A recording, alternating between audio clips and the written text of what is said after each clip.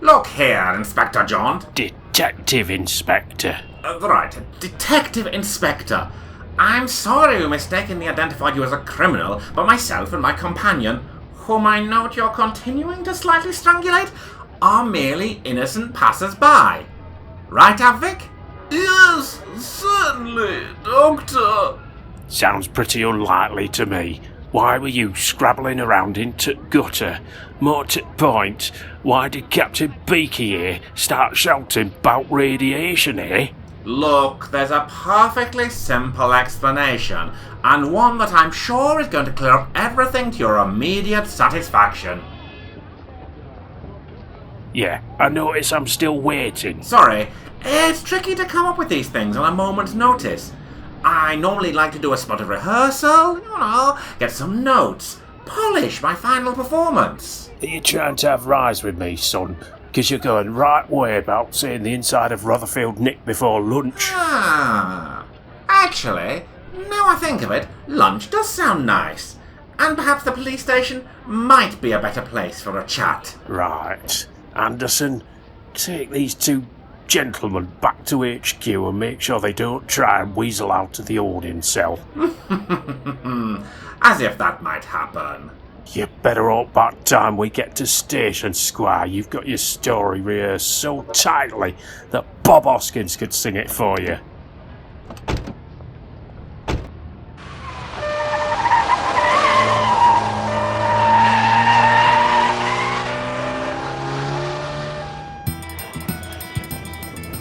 A mysteriously self-mobile motorbike has been mowing down citizens in the industrial town of Rotherfield in the late 1970s. Luckily for locals, Entity's chief investigator of 40 and fancies, Dr. WHeasel, and quivering understudy Advick Goose have been assigned to conduct undercover investigations. However, their none too subtle inquiries have swiftly run afoul of the hard-nosed local constabulary in Dr. WHeasel and the Triumph of Steel, Part 3!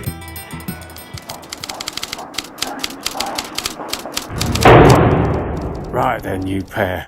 Now we're all comfy like in this holding cell. Why don't you tell kindly Uncle Jaunt everything?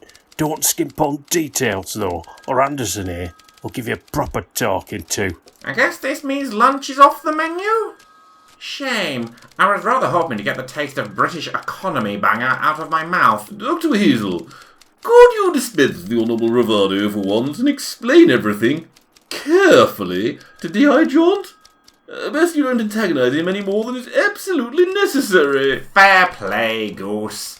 Right, Jaunt. The thing is, Advick and I work for Entity.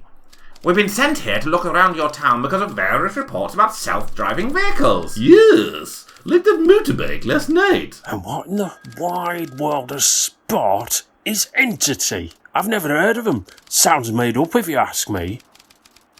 Any Rod, how'd you hear about that bike? Down at the local library. They were terribly helpful. Flaming librarians can't trust people who wear cardigans to keep stum. Look, Entity, as an organisation, doesn't like to advertise its existence too publicly. But, here's my ID card, and as you can see, there's a number to ring for more information. Anderson, go give this number a ring and see if it checks out. If not, you pair best make yourselves cosy, because you're in for a long stay.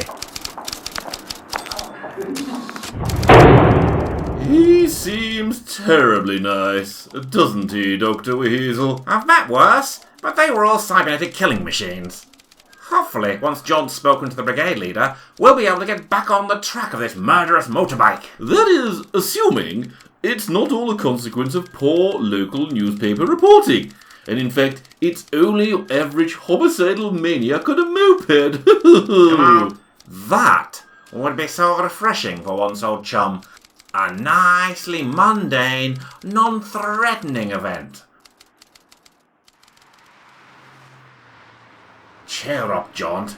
You can't be the first senior police officer chewed out by the Prime Minister over the telephone for interfering with top-secret investigations. You might be on the level, but I don't believe all this flying saucer bull for 1 second, sunshine.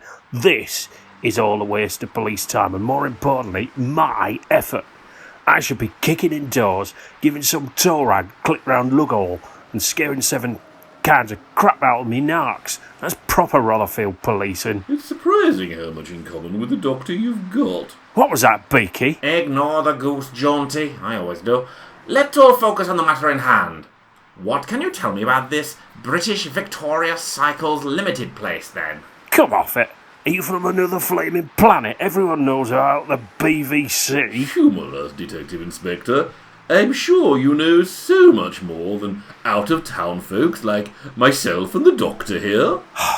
OK, well, BVC's been making motorcycles in Rotherfield since forever. They're easily one of the city's biggest employers and really pride themselves on harnessing British engineering.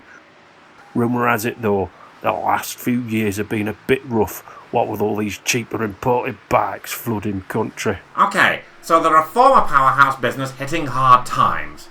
But remind me again, why do you think we need to visit them? Well, given you found those bits of bike at crime scene which you claim were locally made, it only makes logical sense to start with big boys first. I assume you understand basic detective logic, Dr. WHeasel. Naturally. Remember though, Jaunty, once we're in there, let me handle the talking. I've got a natural flair for working with people. A natural flair for annoying people, more like. Fat chance, Whiskers, it's still my case. Even if you and Beaky are assigned as special officers for duration, doesn't mean I have to like it or break standard interview protocol. Ah, you must be the police officer who wanted a tour of my manufacturing plant. Gerald Tompkins, CEO and owner of BVC. A pleasure to meet you. Detective Inspector Jaunt. These are our special advisors from Ministry of Transport, Mr. Advick Goose. Hello? My, what a big factory you have. And this is Dr. WHeasel. A doctor, eh? Splendid! Always a pleasure to meet a fellow engineer. Do call me Jerry. You know, I read mechanical engineering at King's. Whereabouts did you study? Oh, here and there. Actually, now I think of it, I did read for a degree in dentistry at King's back in the 1860s. 1960s, I think you mean, Doctor. Huh? Oh, yeah, 1960s. Lovely place. Lots of nice quiet places to take a nap. Now then, Mr. Tompkins, we're here to have a general poke Routine around. check around your factory, nothing to worry about, Mr. Tompkins. All because there's new ministry requirement coming in next year because of European exports, and we're visiting all local manufacturers as courtesy. So this isn't something you'd need. Oh, I don't know. A warrant before I let you on my premises. Perhaps I'd best get my lawyer out here. Capital fellow, double first at Cambridge. Best in the business. Look, between you, me and Whiskers here, Aye. we've been asked to keep visit on QT. Nothing in logbooks, if you know what I mean. Don't want to let anyone outside area know what's going on. You show us where you make your bikes and we can be off in 2 shakes of a lamb's tail. Well now, that really does sound like something I'm gonna need my lawyer here for. I'm sure you understand. Look here, sonny chum. You want me to come down hard, bring in a load of helmets to root through every shed, crate or cleaning cupboard you got on site? Then you're going the right way about it. Let's keep this visit nice and friendly and lawyer-free. Then I don't have to worry about, say, any unpaid duty invoices I might inadvertently trip over. Comprendez-vous? Very well, Detective Inspector. But I can categorically assure you BVC's operations are all above board. And I shall be lodging a complaint with your superiors if you make any further aggressive actions. Look, Gerald, Jerry, what say we leave Jaunt out here to polish his badge, and you take myself and my assistant on the grand tour? I promise we'll be out of your hair in no time. Well, that sounds more acceptable, Dr. WHeasel. Now, step this way, put those hard hats on. Factory Safety Act requirements, I'm afraid. And this is where the final parts are assembled by hand into the BVC bikes that'll keep making Britain proud. A moving sight, isn't it? if you'll allow me the small pun. Most impressive and surprisingly industrious. Your meaning, Doctor? Oh, everywhere we've gone, it is clear your production lines are running at full capacity. I'd heard you'd run into some problems, what with the overseas competition. Pish and nonsense. Competition's the lifeblood of any industrialist, Doctor.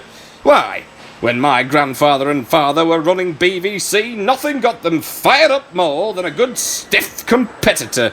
And I assure you, I'm cut from exactly the same cloth. That is impressive. I'm sorry to ask, Jerry, but what's through those big doors over there? The ones marked Special Projects. Keep out. That? Our old research and design section.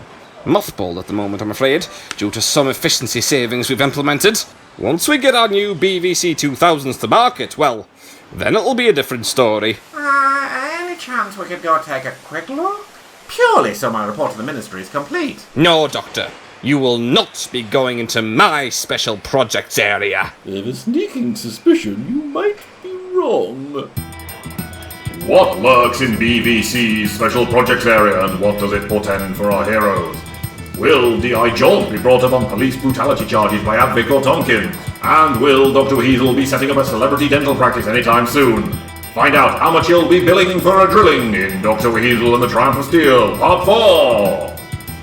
Dr. WHeasel and Weasel Teleaudio Enterprise Production, featuring Randolph Weaseling as Dr. WHeasel, Killington Goose as Advick Goose, Fraser Marshall as D.I. Jaunt, and Connor Darrow as Gerald Tompkins.